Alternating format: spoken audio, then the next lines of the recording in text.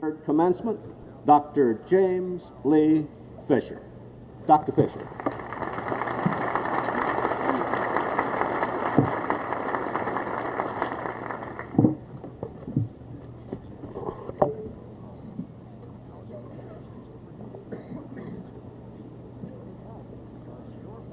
Thank you, Mr. President. Until now, I hadn't realized that I was somewhat acrophobic. I must say, primarily because my father is in the audience, that I do not feel as seriously about my remarks as I appear.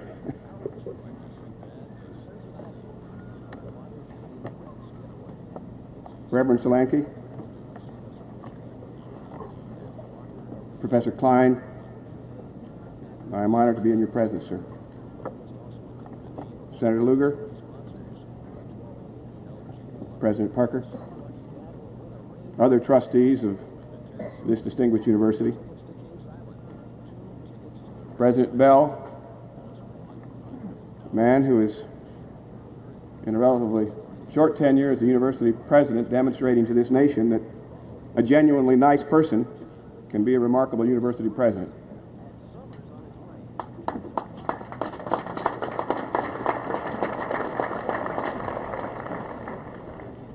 Respected vice presidents, members of a distinguished faculty and staff, colleagues in case, parents, relatives, friends, husbands, wives, grandparents, all others, and most particularly and especially graduates of this class of 1982 at Ball State University.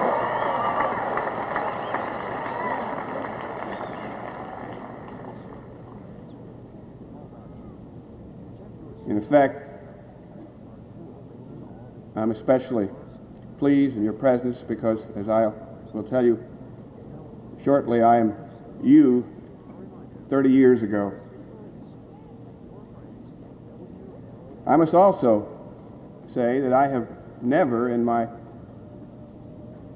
travels through campuses across this country and a number of other countries been accorded such generous and warm hospitality as I have received here at Ball State these last 2 days. And I know that I speak for my wife Joan and my father. From encountering Officer Jackson at the Student Center yesterday, who exposed my wife to that delightful Midwestern sense of humor that I grew up with. She's from New York and has not always been as exposed to the Midwest as I. He assured me very warmly that he would trade a good parking place for a brief speech, and he was going to be standing in the back of the area with his hand on his weapon. To the very thoughtful attention of Dr. Robert Linson's award-winning staff, and most especially, I could name so many of them, but especially Carol Jump, who retyped my speech for me. I should also tell you that I asked my associates in Washington, who are more specifically acquainted with the various dimensions of institutions of higher education, to give me some documentation about Ball State University during recent years. I received an impressive stack of figures and statistics with this note on the top, which read, "No other university can come near its record.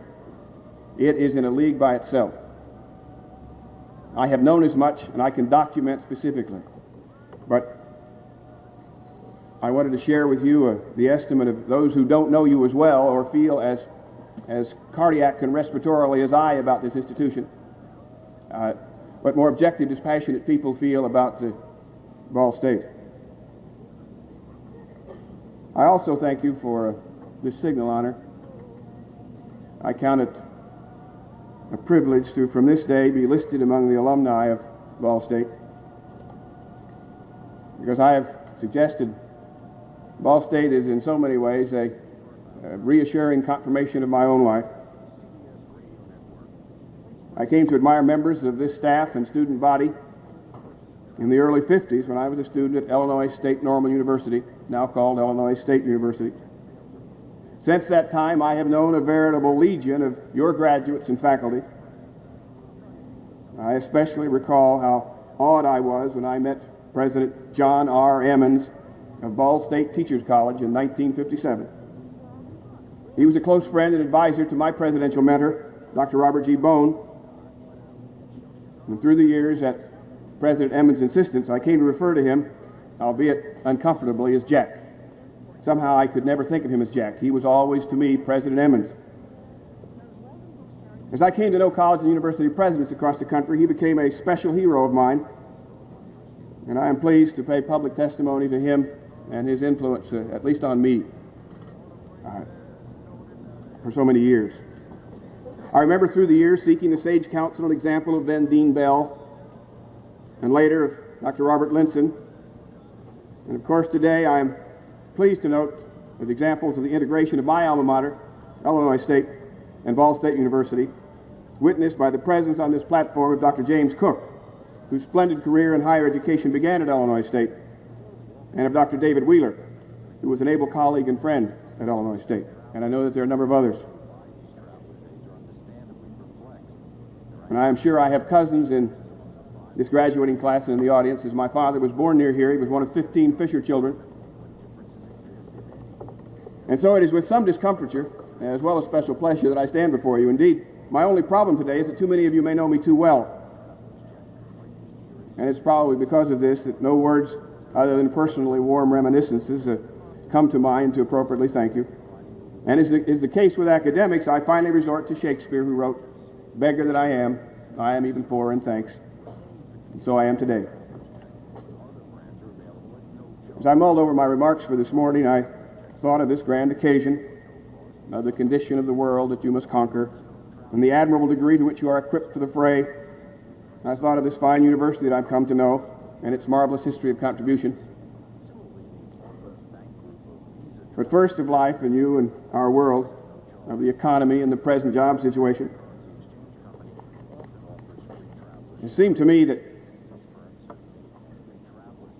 our society seems to be suffering a collective anxiety neuroses, afraid of living on less, but tired of living on more, fed up with giveaway programs, but genuinely concerned about the needs of the poor and the elderly and the disadvantaged, concerned about a job on the one hand and the real possibility of nuclear devastation on the other, impatient with political promises, but at the same time demanding charismatic leadership and the momentarily exciting titillation of political sophistry. Polls report an almost classic approach avoidance conflict in America today. At the same time, we as Americans want less government protection and a more nearly risk-free future, more independence, and also more security. We have more calls for hard work and at the same time witness a rising level of tax cheating. We hear more calls of outrage regarding excess and greater profits in pornography. I think it began sometime in the early 60s when the Humpty Dumpty of our cultural consensus fell off the wall and has not been fully reconstructed since, despite the efforts of all the king's men. I say that with respect. During this period, we went through a revolution, measured not by the means but by the ends of the process. For within a very few years, we saw a significant change in the values of a large number of our population. Many of our fellow Americans made radical changes in their system of values, in their values of political philosophy, of religious commitment, of sexual conduct, of what is good and true and beautiful, of religious commitment. I think of these changes, indeed a novelist would call them changes in manner, have been reflected in what we wear and how we play, how we speak to one another, even in what we eat. Not all changed as much as some, but everyone changed, enough to break up a consensus of values on which leadership and our citizenry could depend. Now, these things and more are there to confront you as you commence the larger measure of your lives on this grand day. I think these things combine and compel me to remind you that philosophers and historians of earlier times would, I think, concur that the key to your good future is members of the best educated group in the world, and I emphasize the best educated group in the world. is almost entirely contained in three words: discipline, standards, and involvement. Time forbids further documentation, but perhaps it is significant to say that those minds alive today, thoughtful, deliberate, intelligent, agree with their historic mentors that unless we are able to more fully incorporate these values in our individual behavior, our future will surely follow the path of those fallen societies you have studied these past years at Ball State. For a moment, think back on your days in class for a few examples. The Athenians became so complacent and indolent that that golden era was compromised by a vastly inferior but disciplined Sparta in a Peloponnesian war. The Romans were an even better example as they popularized, debased, and debauched until their lives and standards became empty words, and that once magnificent civilization became a vulgar and loud shell of what it had been, finally to be humbled by a crude but single-minded group of barbarians from the north. The civilized world was plunged into 1,000 years of darkness before the lid of uninformed repression was finally lifted to allow to spring forth the flower of a glorious renaissance. The good life for a few once again became a reasonable earthly expectation. And since then, we've seen the rise and fall of nations based primarily, I think, on the extent to which the educated or enlightened citizenry have adhered to these three precepts: discipline, common standards or values, and involvement. And so we stand today. I could cite other specific examples, more contemporary, but current illustrations always invite obscuring debate that can only be surely resolved through historic perspective. But surely few, if any, would debate the failure of the societal institutions which our ancient predecessors, the Greeks and the Romans, had created to ensure stability and progress. The signs of evidence were there virtually everywhere, whether one looked at government, at religion, the military, business, education, even the family. These classical institutions had so deteriorated that concerned citizens were obliged to debate significant issues while standing in the soft and shifting sands of momentary pleasure. Societies without discipline, without common standards, or thoughtful involvement. Those three again.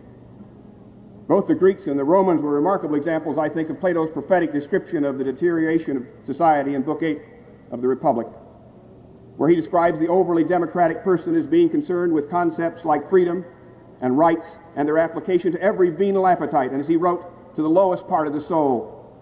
And these things as opposed to discipline, standards, and responsible involvement. This man, Plato wrote, gives himself up to the pleasures of the moment, everything by turn, and nothing for long. That takes discipline. In the democracy Plato described, the luxurious indolence of mind and body make the young people too lazy or weak to endure sacrifices or discipline of any sort. Education becomes socialized rather than substantive. The traditional institutions mean virtually nothing, until finally, father fears son and vice versa. And as Plato wrote, even the dogs become arrogant. People become so anxious and frightened that the stage is finally set for the tyrant, who appears at least to protect the people. We scarcely hear beneath his breath him saying, all you must give is a limited freedom and rights that you can have under a society of order. And they're only too happy to give up that freedom and any good future just for the protection and security of a repressive society. And the tyrant stays in power by maintaining a more or less constant state of emergency. Argentina today, I think, is a good example. Well, today in the United States, we are surely in better condition than others, and certainly those I've cited as examples of the Greco-Roman road.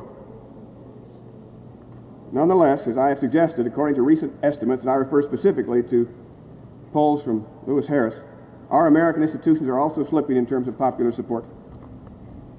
30 years ago, when I graduated in a neighboring state, of the 12 major social institutions in the United States, all 12 enjoyed the confidence of the majority of the American people.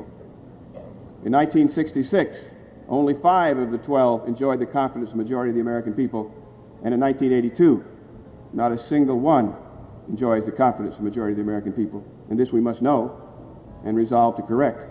I'm not casting value judgments about the consensus of those days. Rather, I'm suggesting that we must come together. Today, our economy is less certain than at any period in the lifetimes of most of you. Unemployment is approaching the level of the Great Depression, and the road ahead for many young, educated Americans is somewhat less than an Algerian invitation. But here I am back again to these precepts and the question, do we in the United States have a sufficiency of discipline, common standards, and involvement to continue forward? Can our institutional foundation support rational debate or controversy, continue to inspire progress and an improved condition for all our citizens? I say yes. But for most of us, it will call for a deeper commitment to these same precepts, discipline, standards, and involvement. We not only can, but I see some evidence that we are, in spite of conditions today. We seem to be beginning to realize that we must pay as much attention to the efficiency and equity of services for our people as to the services themselves. Rational people are being heeded as they admonish us to retain the virtues of our recent democratization period. I refer to such things as equal opportunity, equal access, affirmative action, and at the same time, gird ourselves for the construction and application of increased efficiency and standards and individual initiative, the combination of which bodes for a better society than we have ever known. The key will be for us to meet the acid tests that are an integral part of any vital and dynamic enterprise. And yes, there is controversy and debate. There is even extremism, and appropriately so, I think, but primarily because of the remarkable educational system in the United States. I am confident that our great issues will be finally resolved to the common good. And we, that is you and I, must all play the game. And that's that last dimension of the threesome I've used as my theme, involvement. And of course your involvement should be full and complete. And you should run the gamut of our social institutions and issues in your selection process, and finally select those that are most consistent with your talents, with your interest, or your special and your particular contribution. But there is one social institution in which you and I and all of us in this assembly must be involved, that we must support with more energy and substance than ever before. And that American institution is personified by the one that you are about to leave, Ball State University. I am confident that the way through our uncertain condition for the remainder of this century will be inspired by our colleges and universities, our most nearly rational American social institution. Notice I said most nearly rational, for we certainly made mistakes, and some of which we would rather not speak of. But there is no other social institution so dedicated to the pursuit and interpretation of truth and its tenacious nature, no other protective bastion so certain of unfettered expression, and no other institution so committed to the refinement of the mind and the ultimate civilization of humankind. Lofty? Yes. Of fundamental importance to our future? Absolutely. Since the days of the universities of Paris and Bologna, through Oxford and Cambridge, the great universities of Germany, to the beautiful diversity of the colleges and universities of the United States, where these institutions have been nurtured, there has been peace, prosperity, and greater human happiness. Where they have been suppressed explicitly through political action or implicitly through reductions in support, people have suffered, injustices have been perpetrated, diseases have gone uncured, people have become more base, and conflict, zealotry, and hatred have found encouragement. Yes, a university is a truly beautiful thing. Where else will we ever come to realize that the limits of human morality do not stop with national boundaries, are not dependent upon a person's race or color or sex or religious belief, that indeed we, the human race, are one? And if not, put most simply, we're done. Indeed, Albert Einstein said as much 37 years ago. The Washington Post 2 weeks ago interviewed his most brilliant successors who still agree. Those precepts must stand so surely from our universities that all humankind will have no choice but to attend to them. Where's higher education, this institution, in our country today? We find ourselves in a time in history when our universities loom as more important than ever in resolving the human dilemma. Yet those same universities which we have created to serve this noble cause are in jeopardy. From reports from national think tanks such as Brookings to the Carnegie reports to campus-based scholars and presidents, we hear echoes of the same conclusion. The 1980s, the years immediately ahead of you, will be the most unprecedented and difficult period in the history of American higher education. Why? In addition to the problems of a declining student population, continued inflation, crippling government constraints both from Washington and most state capitals, a largely flaccid curriculum left over from our overreaction to the democratization of the 60s and the 70s, and in too many instances, mediocre leadership, we are faced in 1982, that is next fall and the following fall, with the largest reduction of federal government support in our history, at least for a given period. At the moment, it could approximate some $3 billion. States are also following the pattern, and no one knows the full force of what will hit the American universities during the next decade, unless something dramatic is done. And although we may be turning the corner in terms of Washington, we must maintain our vigilance. And this is why our involvement, all of ours, is more important than ever before. You are among the relatively small number who know the importance and mission of the university and the pending crisis. Universities, both public and private, have never before been so threatened, and we must become more involved in support of our universities than ever before. And regarding these federal cuts, in no way do I suggest that higher education should not be subject to its fair share of the reductions. We should, but no more than our fair share. In no way do I suggest that present problems cannot be corrected or abuses rooted out, but the answer is with a scalpel and not with a meat axe. This is why Ball State University, with its distinguished record of making quality education available to virtually all of the people, must engage as never before in activities designed to increase its support and its resources.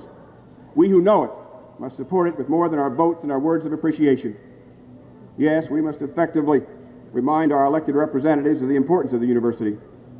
But for the foreseeable future, it will be the private sector which will ensure the continued excellence of this university.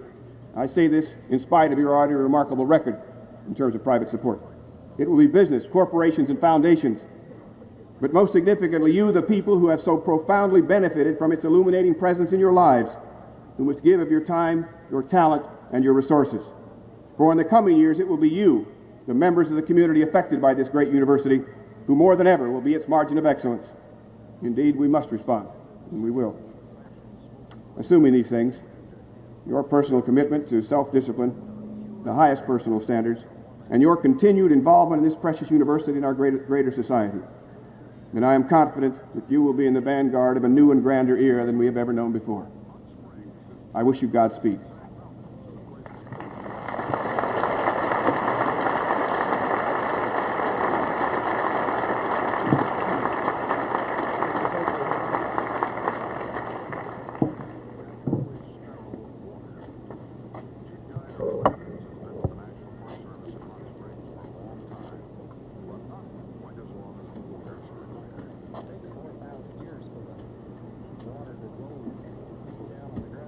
May we now proceed with the conferral of the honorary degrees. You, Lawrence Robert Klein, the Benjamin Franklin Professor of Economics.